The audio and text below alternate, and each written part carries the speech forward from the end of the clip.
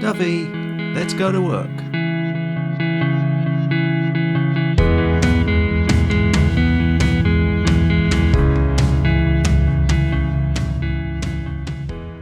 Hello and welcome to Retro Tech Retreat. In this episode we're going to be looking at radio, and in particular this little cutie, the Pye of Cambridge R33. It's a valve tabletop radio dating from about 1960. So here we are. It's a nice little thermoplastic case, so no Bakelite here. Thermoplastic, typical of this era. Simple controls. We've got an on-off and volume control here. We've got a band selector as medium wave and long wave on this radio. We have a linear tuning display and the tuning knob here.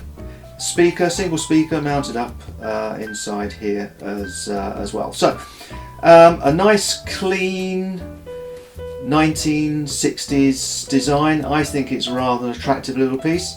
What we're going to do now is have an explore and see what we can find out about the R33 from Pye. Before we start delving into the radio proper, we need to have a quick word about safety on this piece of equipment. The radio design is what's known as a live chassis. Our American cousins call it a hot chassis. Why is that significant? Well, it means there's no earth to the circuit inside. Okay, so there's just live and neutral connections. It's also got an auto transformer. An auto transformer means that there is no isolation from the mains input. Okay, so that's something to bear in mind. So we won't be doing any live testing on this. We'll limit ourselves to a visual inspection to make sure there's no damaged components, nothing overheating. But one thing I want to do, the really basic thing to start, is just look at the power cable for the radio. First thing you'll notice is there's no earth, it's just a twin core cable, and also the colours are wrong. We've got red for live and black for neutral, and of course you'll know that nowadays it's brown for live and blue for neutral. So one of the first things we're going to do as part of the safety of this set when we start delving into it is replace this cable with a modern double insulated cable. I've got one here. You'll see there's the correct colour cables, okay? Brown for live, blue for neutral. I've already tinned it to go into the set, and I'm using a cable with a moulded plug just to try and mitigate against anybody deciding to rewire the plug and rewiring it incorrectly. Design wise, although it's not an earthed device, there's nothing that comes into contact with the plastic casing, which is non-conductive anyway. The back, we have these vents. Okay, doesn't get particularly hot, partly because of the auto transformer, so you've not got a whacking great transformer in there generating a lot of heat. It has got 3 valves in there, but it's well ventilated, and the grille is positioned in such a way that it's virtually impossible to get anything in there anywhere near live contacts and so on. The other thing is that the design uses a printed circuit board, so it means it's not your usual mess of wire that you often find in older valve circuit designs. Don't be frightened of using these older radios, as long as you stick to simple rules about not playing around inside with power on, not unless you know what you're doing. Have all the appropriate safety measures in place as well before you do that. That's why we're only going to concentrate on visual examination from a safety point of view, and then we'll see how that goes.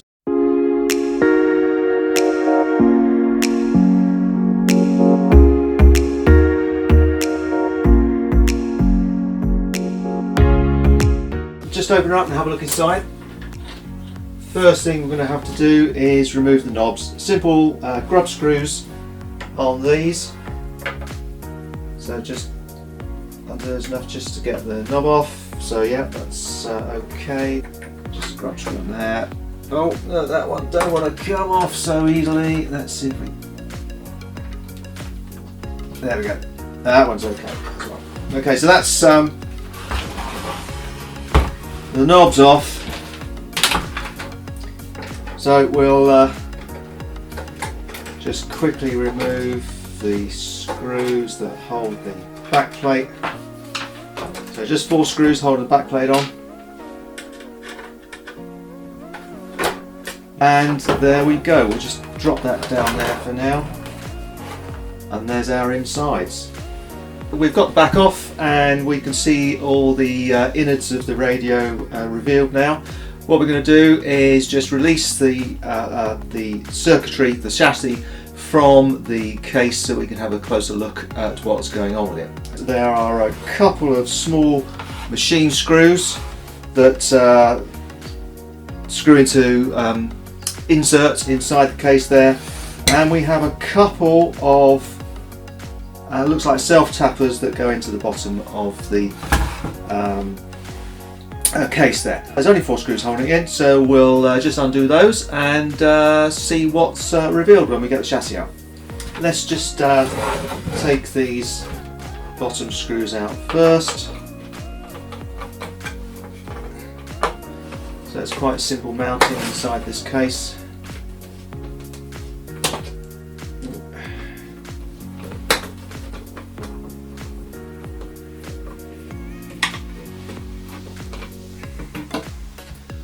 Here, you won't be able to see this because they're right deeply mounted inside here, but there's a couple of machine screws that go into, oops, and that's one.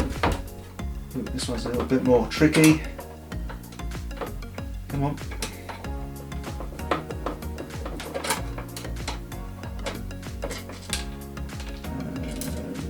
That one. Okay.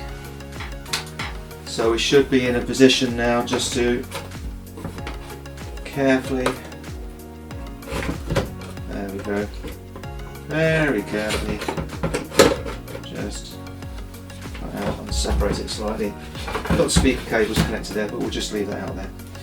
So there we go, it's out and we can have a closer inspection. Now I've had a close look through the chassis, taking it out of the case, looking very carefully at wiring and soldering and so on. And despite the fact that it looks a little bit grubby, which is nothing to be too concerned about at this stage, it's looking in pretty good condition. I've seen no signs of overheating, no brown burn marks or overheating marks, no signs of bulging or leaking from capacitors and so on. So I think it's going to be reasonably safe to switch her on and see if she works. One thing you can see from here is the PCB.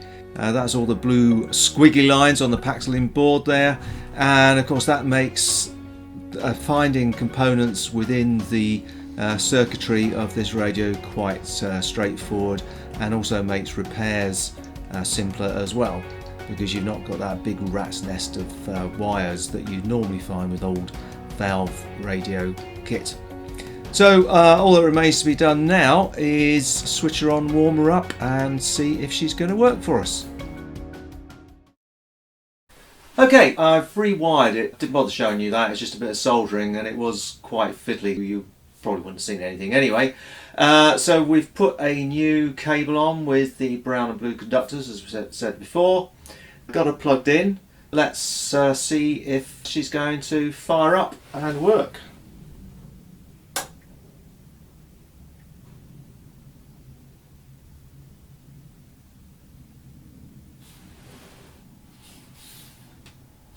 Warming up. Okay, a bit of hum going on there. I'm on long wave. Babel. Can you speak for 60 seconds without hesitation, repetition or deviation on the Tower of Babel? Your time starts now. The Tower of Babel? The Tower of Babel? You expect me to talk? So that's Radio 4 on long wave, and sounds like it's just a minute. Let's have a listen at medium wave. Wedding anniversary. University. Last thanks for all your support you've given us students at Manchester United. Isn't it? Pye we have Richard's attention. Yes. Can we be on? Guys, it's great to have competition between the sticks. Yes, it is. So yeah, there's a few stations available. Bearing in mind, just about everything's going over to DAB, if not on medium wave. So let's just turn that, damn it. Not a great selection, but the thing is, it works. There's a bit of a hum going on in the background, but I'm going to leave well alone as it works. It's a nice little piece. There we go. What I'll do is give the outside a bit of a clean up. Now I know it's working, and we'll see how it goes. Hopefully it will last a bit longer, but the thing is, it's quite an attractive looking little item anyway, regardless of whether it works or not. So, hope you've found that interesting, and we'll see you again next time.